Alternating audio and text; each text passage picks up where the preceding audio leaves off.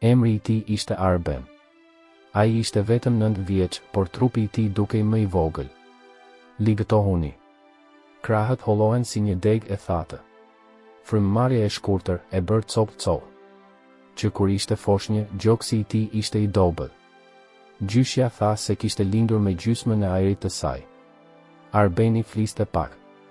Jo për shkak të drojes, por sepse të folurit dhem. Pas 2 ose 3 fjalësh ndalesha duke pritur që të më rikthehej fryma.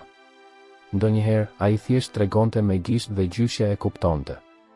Ai jetonte me të në një shtëpi guri, në maj të një shpati dheu, pranë një pylli të vogël. Nëna kishte vdekur gjatë lindjes. Babai? Askush nuk e dinte. Heshtja ishte përgjigjja. Në pjesën e prapme të shtëpisë ishte një gomar i vjetër, gri i qelët, me njolla të bardha në hunë. Emri i tij ishte Bardh. Ai kishte mbajtur tashmëndru zjarri, qese me miell, madje edhe fëmijë në shpinë. Tani ai mezi ekste pa çaluar. Putrat ishin të lodhura. Syt të butë. Por kur dëgjoi zërin e Arbenit, madje edhe një të ulët, u lëvizi. Çdo ditë, pothuajse në të njëjtën kohë, Bardhi kalonte pranë dritares së Arbenit. Ngadalë, sikur po përshëndet. Ndonjëherë do të ndalej. Ndonjëherë thjesht shikoja. Arbeni buzëqeshi me cep të gojës. Ai e shtriu dorën e tij të hollë përmes dritares prej druri dhe tha, "Mirë." Bardh. Në rregull. Bardh. Ishte i vetmi moment kur zëri i tij tingëllonte i gjallë. Gjyshja shikonte nga larg. Ai nuk tha asgjë. I shikova të dy sikur të po shikoja diçka të shenjtë. Në fshat thanë se djali dhe gomari e kuptonin njëri tjetrin, të cilët ishin rritur së bashku. Kush merrte frymë njësoj, ngadalë dhe me përpjekje. Dhe ndoshta ishte e vërtetë. Sepse atë verë, kur Arbeni nuk mund të ecte më deri te porta, Bardhi erdhi vetëm. Sikur e dinte që koha e tyre po mbaronte. Dhe vetëm heshtja e dinte se çfarë do të thoshte kjo. Ditët ishin të njëjta. Arbeni u zgjua herët, edhe pse pa forcë. Ai nuk mund të ngrihej më as vetë. Gjyshja e çoi te rrogozi në verandë, e mbuloi me një copë të lehtë dhe e la aty përpara portës. Ai po priste. Bardhi vinte gjithmonë në të njëjtën kohë. Vetëm. Duke qalë, duke zvarritur putrat në përdyshemen prej dheu. Trupi nuk ishte më me nxitim. Por ai erdhi. Çdo ditë. Gjithmonë ndalonte në të njëjtin vend. Në hijen e fikut të shtrembër, rreth 5 hapa larg verandës. Nuk ishte asgjë më shumë se kaq. Unë thjesht qëndrova. Unë shikova. Arbeni shikoi prapa. Dhe ai piu në atë çast sikur të ishte bukë e freskët. Ata nuk folën. As edhe një ërë. Ata e kuptonin njëri tjetrin vetëm duke parë njëri tjetrin. Ndonjëherë Arbeni e shtrinte dorën e tij të hollë në ajër, sikur të mund ta prekte. Bardhi lëvizi veshët. Bëra një hap. U afrova më shumë. Por ai nuk e preku kurrë. Ishte sikur të dy e dinin se çdo gjest më i fortë mund ta prishte atë moment. Gjyshja shikonte nga dritarja, nga brenda kuzhinës. E dija që ai ritual ishte i shenjtë. Nuk u ndërpre kurrë. Ai sapo përgatiti çajin e mëllagës, fryu ngadalë dhe e la pranë djalit. Banorët e fshatit filluan ta vinin re. Ai gomari po sillet ndryshe. Ai gomari vogël është ndryshe. Një ditë ndalet te dritarja. Çdo ditë ai ndalet te dritarja. Thonë që e ndjen kur është ora. Ata thonë se ai mund ta ndjejë kohën. Dhe ndoshta e bëri vërtet. Sepse edhe me dhimbje në kyçe, edhe me erën e ftohtë që po i frynte, Bardhi u shfaq. Po Arbeni? Nuk haja më si më parë.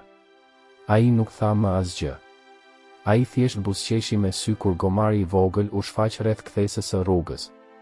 Një mëngjes, pasi kolli për pak kohë, ai e tërhoqi çarçafin deri në gjoks dhe tha me zë të ulët, "Nëse unë iki, njerë vi, gjyshe? Nëse shkoj unë, a do të vi ai, gjyshe?" Gjyshja ndaloi. Ai nuk u përgjigj. Ai ja kaloi dorën mbi kokën e djalit, e tërhoqi me kujdes çarçafin dhe qëndroi aty pranë tij. Në anën tjetër të gardhit, Bardhi ishte ende në këmbë, duke kërkuar. Sikur e dinte tashmë pyetjen. Dhe përgjigja. Nxehtësia ishte e padurueshme. As era nuk kaloi. Ishte vonë pas dite kur Arbeni filloi të kolliste më fort. Së pari shkarkoni. Pastaj bashkoni. Sikur gjoksi donte të lëshonte diçka që nuk dilte. Gjyshja vrapoi me leckën e lagur dhe ja ngjeshi atë në ball, por sytë e djalit ishin tashmë të rënduar. Mos fol, zemër. Merr frym. Mos fol, e dashur. Vetëm merr frym. Por frymmarrja ishte tashmë një luftë. Nata ra si një velo e ngrohtë mbi fshat. Karkalecat kënduan me zë të lartë. Bardhi nuk u shfaq atë ditë. Pa pluhur gjatë rrugës.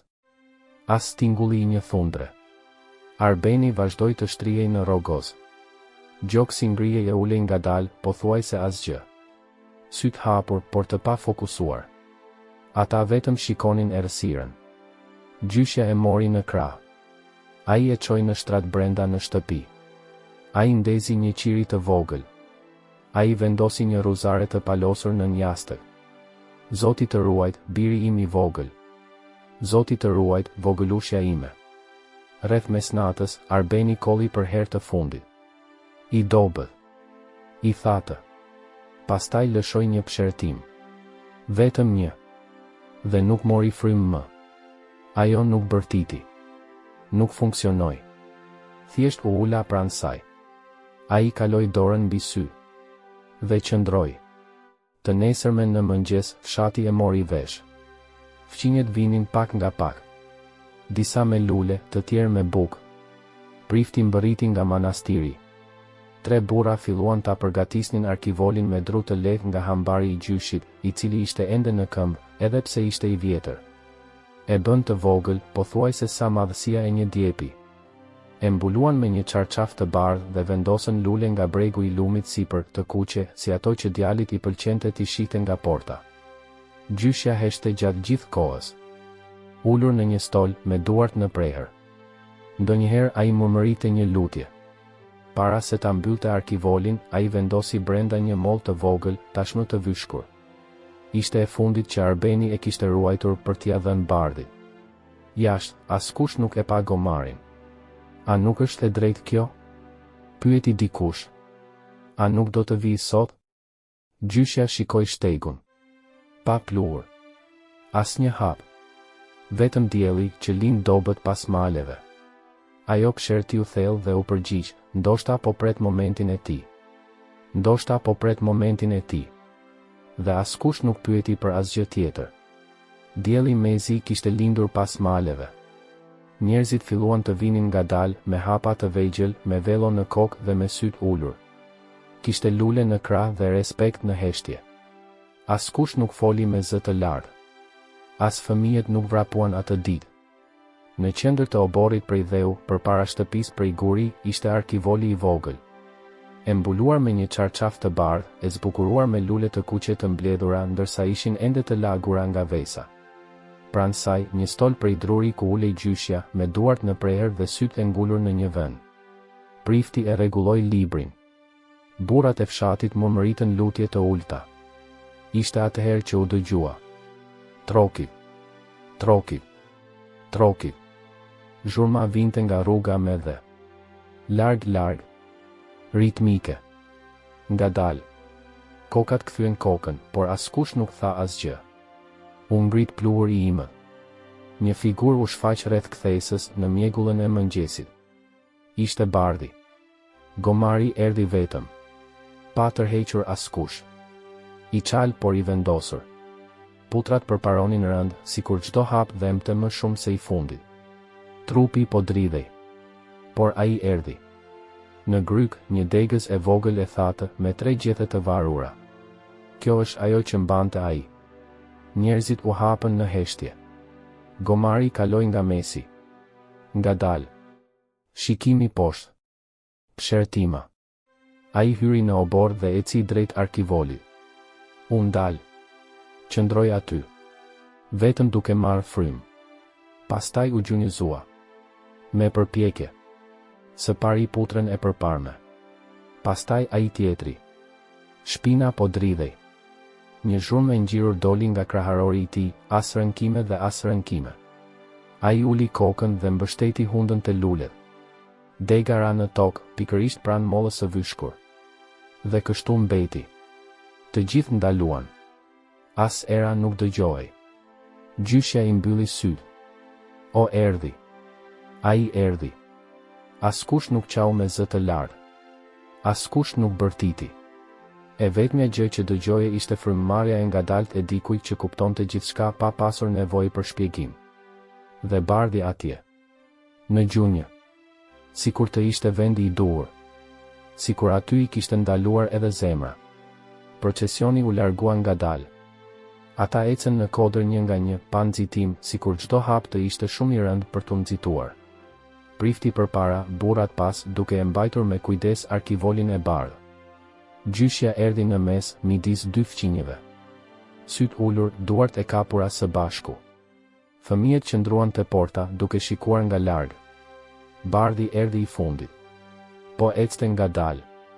Ai tërhoqi njërin nga putrat e tij zvarritur, por nuk u ndal. Çdo hap i dukej si një betejë kundër trupit të tij. Por ai u ngjit lart. Me të njëjtin ritëm si të gjithë të tjerët. Sipër, varrezat e vogla pritnin me muret e tyre të ulta prej guri dhe kryqet e shtrembëra prej druri. Toka, e thatë dhe e verdhë, e mbuluar me lule të egra dhe pluhur të lashtë. Ata hapën një grop të ngushtë pranë një peme selvie. Arkivoli u vendos me kujdes në vrim. Burrat ulën kokat. Gjyshja u gjunjëzua dhe vendosi dorën mbi tokën e lirshme. Prifti murmëriti një lutje. Pastaj, heshtje. Një heshtje që askush nuk guxonte ta thyente. Bardhi ju afrua buzës. Nuk e kaloi varrin. Ai mbeti në buzë të greminës. Ai u ul në gjunjë edhe një herë. Ai e vuri hundën në tokë. Mbeti kështu ndërsa burrat hodhën lopatën e parë me dhe. Nuk lëvizi. As kur lopata bëri zhurmë. As kur u ngrit pluhuri.